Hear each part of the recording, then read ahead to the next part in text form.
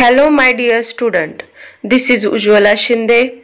If you haven't subscribed to my channel yet, subscribe my channel, like and share my videos. So student, today we learn modified respiratory movements and common disorders of the respiratory system. In previous video we learned regulation of breathing. So let's start our today's session. Modified respiratory movements. Some respiratory movements are different from the normal respiratory movements.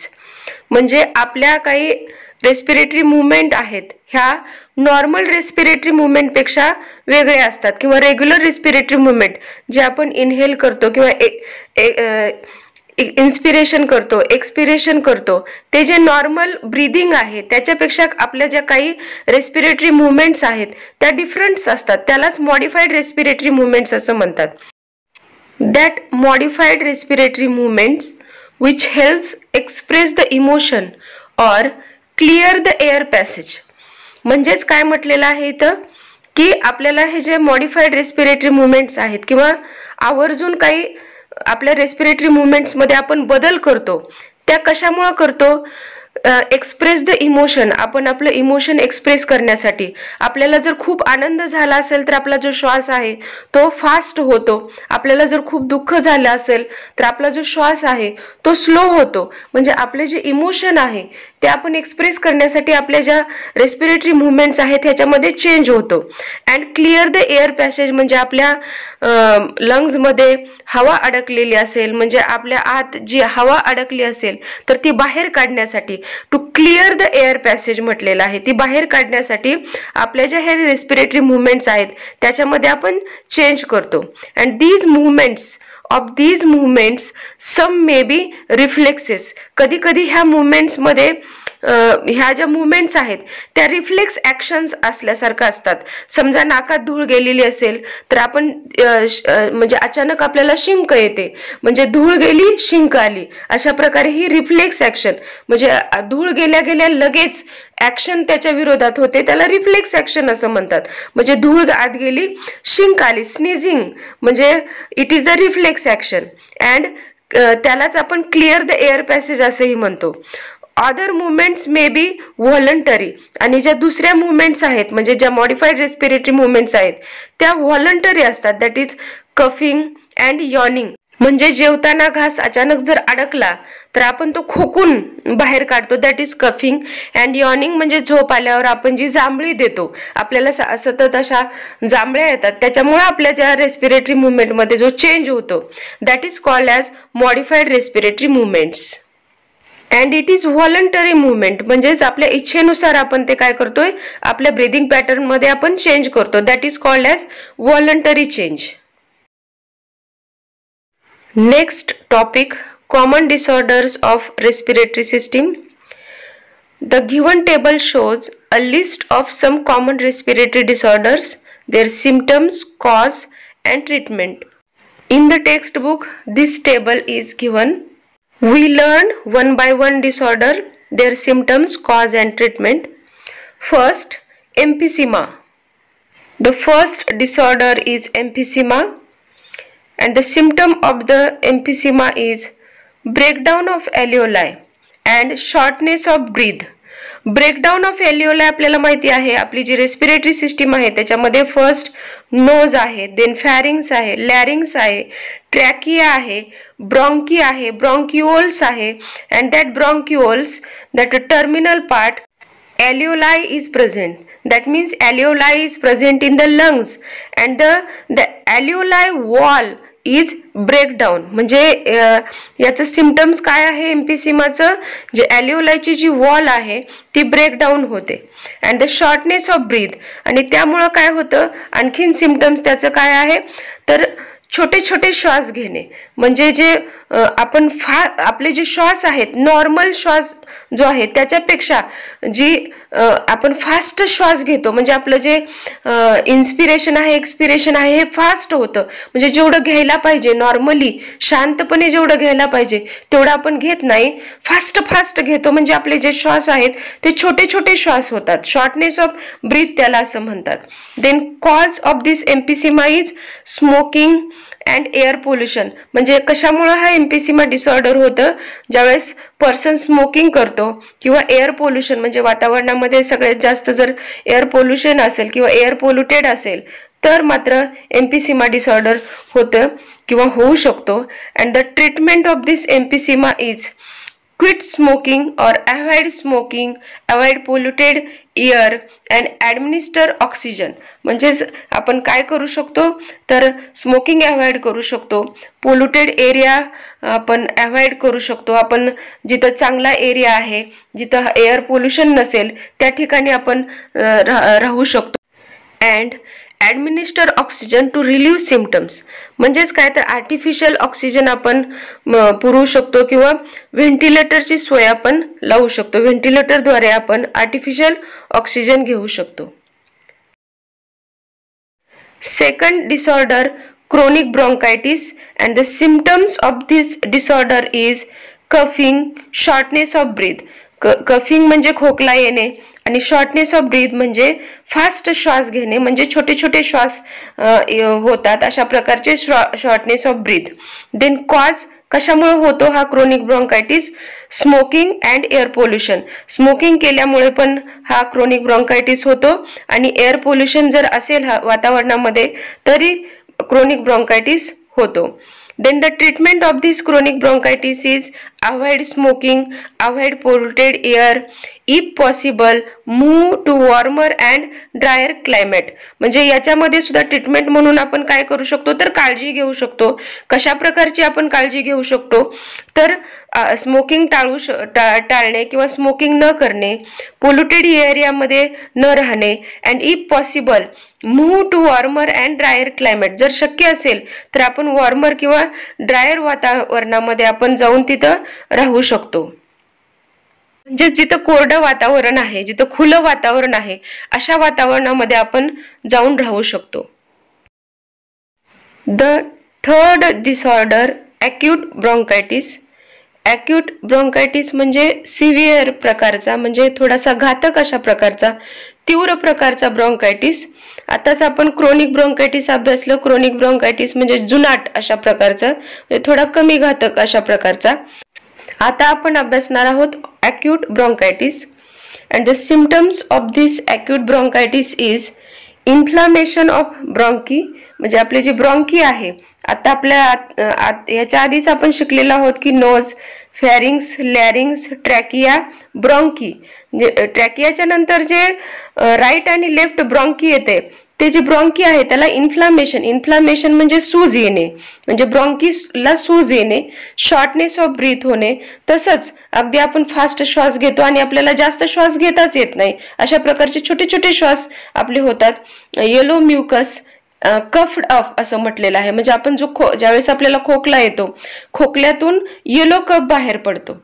That is the symptoms of the acute bronchitis, and the cause of this acute bronchitis is viruses and bacteria. म्हणजे viral infection झालेलं असेल किंवा bacterial infection झालेलं असेल तर acute bronchitis होतो किंवा होऊ शकतो. And the treatment of this acute bronchitis is if the bacterial, जर बॅक्टेरियल असेल तर take antibiotics, cough medicine and use vaporisers. म्हणजे अँटीबायोटिक्स घेऊ शकतो किंवा कफ मेडिसिन वापरून आपण याच्यावर ट्रीटमेंट करू शकतो आणि व्हेपरायझरचा वापर करणे.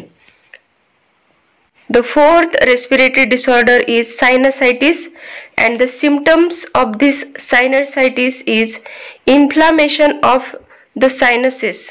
म्हणजे इन्फ्लामेशन म्हणजे काय तर सूज येणे, आणि ऑफ द सायनसेस म्हणजे सायनसेसला सूज येणे. आता सायनसेस म्हणजे काय तर आपल्या नाकाच्या आसपास एअर फिल्ड कॅव्हिटीज प्रेझेंट असतात, स्पेस प्रेझेंट असतो. The space is present near the nose and which is produce mucus. म्हणजे हे जे एअर फिल्ड कॅव्हिटीज आहेत, हे जे सायनसेस आहेत, ते काय तयार करतात तर श्लेष्मा तयार करण्याचं काम करतात, म्हणजे म्युकस तयार करण्याचं काम करतात. आणि त्यामुळं काय होतंय, जर ह्या सायनसेसला जर सूज आलेली असेल, इन्फ्लामेशन झालेलं असेल, तर त्यामुळं जास्त म्युकस डिस्चार्ज होतो, म्हणजे जास्त म्युकस प्रोड्यूस होतो, म्हणजे जास्त श्लेष्मा तयार होते. And the cause of this sinusitis is viruses and bacteria. Viral infection झालेलं असेल, बॅक्टेरियल इन्फेक्शन झालेलं असेल, तर हा सायनसायटिस डिसऑर्डर होऊ शकते. And the treatment of this disorder is if bacterial take antibiotics and decongestant. म्हणजे जर बॅक्टेरियल इन्फेक्शन असेल तर आपण अँटीबायोटिकचा यूज करू शकतो आणि त्याचबरोबर डिकंजेस्टंटचा यूज करू शकतो. डिकंजेस्टंट म्हणजे काय, जर आपलं कफमुळे किंवा आपलं जर नाक चोंदलेलं असेल तर ड्रॉपचा वापर करून आपण आपलं ते नाक साफ करू शकतो. ड्रॉपचा वापर करणे त्यालाच डिकंजेस्टंट असं म्हणतात. त्याचबरोबर यूज वेपोरायझर, म्हणजेच वेपोरायझरचा वापर करणे. The fifth respiratory disorder is laryngitis. And the symptoms of this laryngitis is inflammation of larynx. Inflammation म्हणजे सूज येणे, म्हणजेच लॅरिंग्सला सूज येते, व्होकल कॉर्डला सूज येते. Inflammation of larynx and vocal cord. Sore throat असं म्हटलेलं आहे, म्हणजेच घशात जळजळ होते. सोरे थ्रोट म्हणजे घशात जळजळ होणे. होर्सनेस म्हणजे आवाज मोठा येणे किंवा आवाज बसणे. होर्सनेस ऑफ व्हॉइस असं म्हटलेलं आहे, म्हणजेच आवाज मोठा होणे किंवा आवाज बसणे. म्युकस बिल्डअप अँड कफ, म्हणजेच म्युकस बिल्डअप होतो, म्हणजे श्लेष्मा तयार होते आणि कफ येतो, म्हणजेच खोकला होतो. And the cause of this laryngitis is viruses and bacteria. म्हणजे व्हायरसेस इन्फेक्शन झालेलं असेल किंवा बॅक्टेरियल इन्फेक्शन असेल तर लॅरिंजायटिस होतो.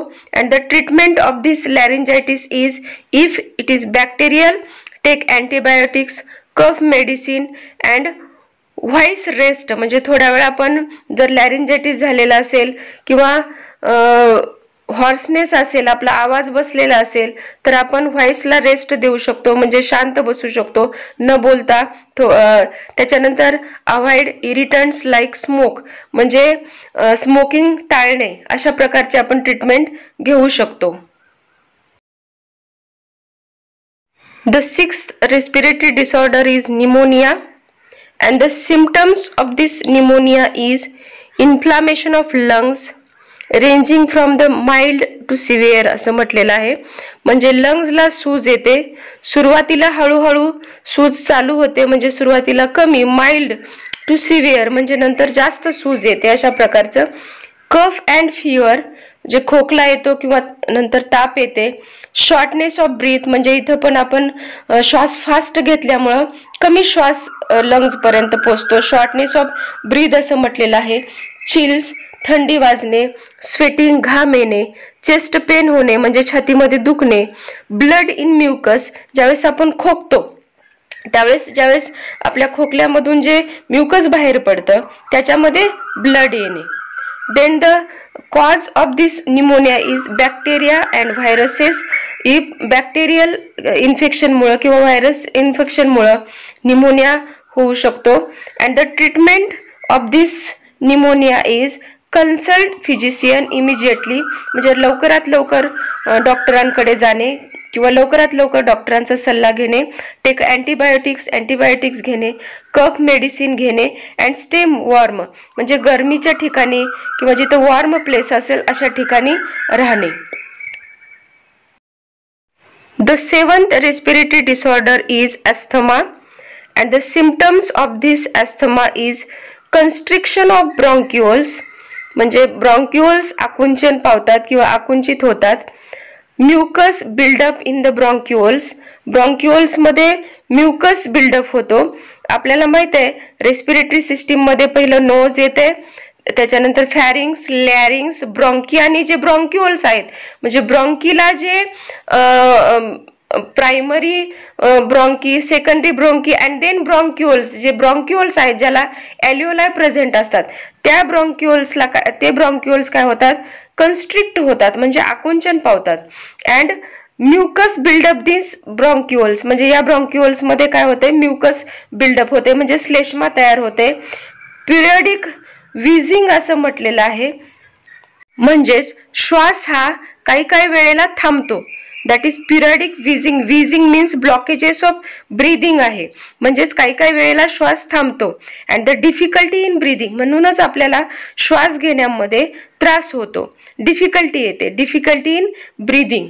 And the cause of this asthma is allergy to pollen, some foods and additives, pet hair etcetera. म्हणजे pollen ग्रेनची जर ॲलर्जी, पोलन ग्रेनमुळे कुणाकुणाला ॲलर्जी होऊ शकते, त्यामुळे अस्थमा होऊ शकतो. काही फूड आहेत अशा प्रकारचे आपल्या आहारामध्ये असतात की त्याच्यामुळं त्याची ॲलर्जी होते आणि त्याचं रूपांतर अस्थमामध्ये होतं. सम फूड ॲडिटिव्ज असं म्हटलेलं आहे, म्हणजे फूडमध्ये काही काही वेळेस काही काही वेगळे इन्ग्रेडियंट वापरले जातात, त्या इन्ग्रेडियंटचा सुद्धा रूपांतर अस्थमामध्ये किंवा ॲलर्जीमध्ये होऊ शकतं. पेट हेअर, पाळीव प्राण्यांचे जे हेअर आहेत, केस आहेत, त्याच्यामुळं पण ॲलर्जेटिक कंडिशन होऊ शकते, अस्थमा होऊ शकतो. म्हणजे कुत्रा असेल, मांजर असेल, ते घरामध्ये वावरत असतात आणि त्यांचे जे हेअर आहेत ते हेअर आपल्या संपर्कात येतात आणि त्यामुळं सुद्धा अस्थमा होऊ शकतो. The treatment of this asthma is use inhalants to open the passageway, म्हणजे इनहेलंटचा वापर करणे.